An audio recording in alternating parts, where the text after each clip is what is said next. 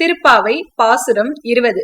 இன்றைய நாள் பாசுரத்தில் கண்ணபிரானிடத்திலும் நப்பின்ன இடத்திலும் சென்று நீராடலுக்கு தேவையான பொருட்களை கேட்பதும், நீராடலுக்காக அதாவது மார்கழி நோன்பிற்காக கண்ணபிரானையே அவர்களோடு அனுப்பி வைக்க சொல்லி நப்பின்ன இடத்தில் கேட்பதும் தான் இன்றைய நாள் பாசுரம். 33 அமரர்க்கும் முன் சென்று கப்பம் தவிர்க்கும் கலியே துயில் எழாய், செப்பம் உடையாய் திரளுடையாய், செற்றார்க்கு வெப்பம் கொடுக்கும் விமலா துயில் எழாய், செப்பன்ன மென்முளை செவ்வாய் சிறுமருங்குள் நப்பின்னை நங்காய் திருவே துயில் எழாய், உக்கமும் தட்டொழியும் தந்து உன் மணாலனை இப்போதே என்னை நீராட்டேலோர் எம்பாவாய். 33 கோடி தேவர்கள் இருந்தாலும் அவர்களுக்கு எல்லாம் முன்னதாக சென்று பக்தர்களுடைய துயரை துடைக்கக்கூடிய கலியுக தெய்வமே கண்ணனே, நீ துயிலில் இருந்து எழ வேண்டும் என்கிறார். நேர்மையானவனே, வலிமையானவனே, பகைவர்களுக்கு வெப்பம் என்று சொல்லக்கூடிய துன்பத்தை கொடுக்கும் விமலனே,